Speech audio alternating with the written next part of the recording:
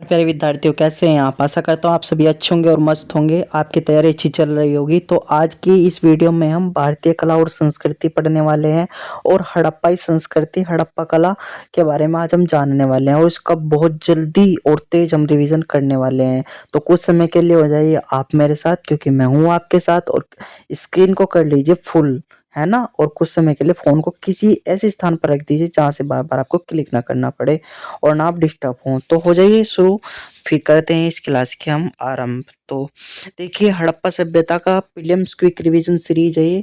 इसमें काल और विस्तार से क्वेश्चन कम आने की उम्मीद है ना। पीटी में इसका वेटेज कम रहता है, लेकिन अगर आप इसको यूपी पीसीएस के नज़रिए से देखेंगे तो वहाँ पर इसका वेटेज ज़्यादा रहता है। तो काल लगभग 2600 से 1900 ईसा पूर्व माना गया है ना। और कांस्य युगीन सभ्यता थी। यूपी पीसीएस में क्वेश्चन आया है, याद रखिएगा। हड़प्पा सभ्यता कैसी सभ्यता थी? तो कांस्य युगीन सभ्यता थी। और इसका विस्तार उस उत्तर पश्चिम भारत पाकिस्तान तक फैला हुआ है ना। प्रमुख स्थल वेरी इंपॉर्टेंट रह जाते हैं यूपीएससी के लिए भी और यूपी पीसीएस के लिए भी और यूपीएससी कैप एग्जाम के लिए भी और सीडीएस के एग्जाम के लिए भी। ये बहुत इंपॉर्टेंट हो जाते हैं, तो इनको बड़ी आराम से देखेंगे। सबसे पहले अगर आपसे पूछ लिया जाए कि हड़प्पा स्थल जो है वो कहाँ से मिला है, तो पाकिस्तान रावी नदी के तट पर मिला है। मोहनजोदड़ो पाकिस्तान सिंधु नदी के तट पर मिला है, ठीक है। धोलावीरा पूछ ले तो गुजरात से मिला है ना। ठीक है। कालीबंगा राजस्थान घग्गर नदी के तट पर। लोथल गुजरात भोगवा नदी के तट पे है ना। और राखीगढ़ी हरियाणा का सबसे बड़ा स्थल है भारत में, याद रखिएगा, ठीक है। चलिए, नगर नियोजन आपको पता ही है। नगर नियोजन कल भी मैंने आपको पढ़ाया था। एक ग्रिड प्रणाली पर आधारित होते हैं। इस प्रकार वहाँ पे मकान होते हैं और इस प्रकार नालियाँ होती हैं। इस प्रकार संरचना पर आधारित होती है, जिसको हम ग्रिड प्रणाली बोलते हैं, ठीक है।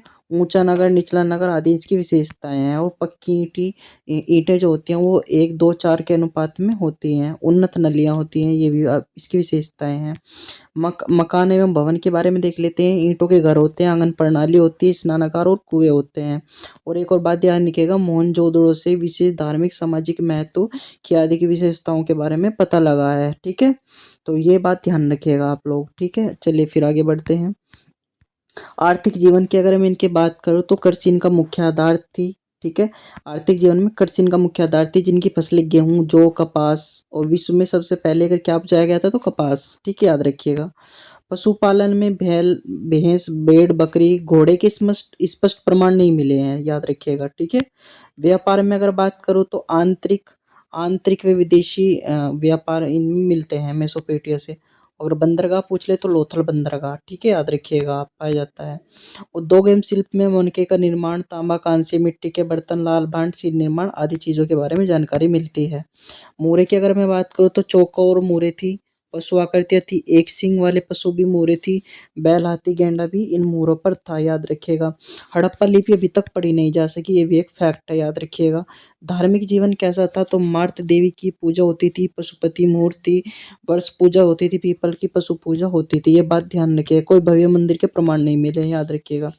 दफन प्रथा भी थी, पूर्ण दफन, आंशिक दफन और प्रतीकात्मक दफन।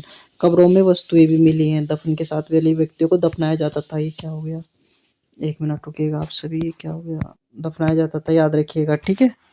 तो ये सब चीज़ों की विशेषताएं उसमें मिली है। और राजनीतिक व्यवस्था भी थी 11वां, ठीक है। राजनीतिक व्यवस्था में कोई स्पष्ट राजा महल तो था नहीं, एक समान नगर योजना थी, ठीक है। मजबूत प्रशासन था। व्यापारी एवं पुरोहित वर्ग प्रभावी थे, याद रखिएगा। पतन के क्या कारण रहे थे? पतन के अनेकों कारण रहे थे, ऐसे विद्वानों का मानना है। जलवायु परिवर्तन, नदियों का मार्ग बदलना, बाढ़, सूखा और व्यापार में गिरावट आदि चीजें रही थी, ठीक है ना। तो विलियम्स के जो स्पेशल तथ्य हैं, लोथल पूछ सकता है, लोथल याद रखना बंदरगाह है ना गुजरात में। कालीबंगा जुताई के प्रमाण और धौलवीरा जल प्रबंध प्रणाली गुजरात में, याद रखिएगा। राखीगढ़ी एक डीएनए अध्ययन से स्थानांतरित स्थानीय निरंतरता के प्रमाण यहाँ से मिले हैं। तो याद रखिएगा। फिर मिलते हैं नेक्स्ट वीडियो में, तब तक के लिए धन्यवाद। जय हिंद, जय भारत।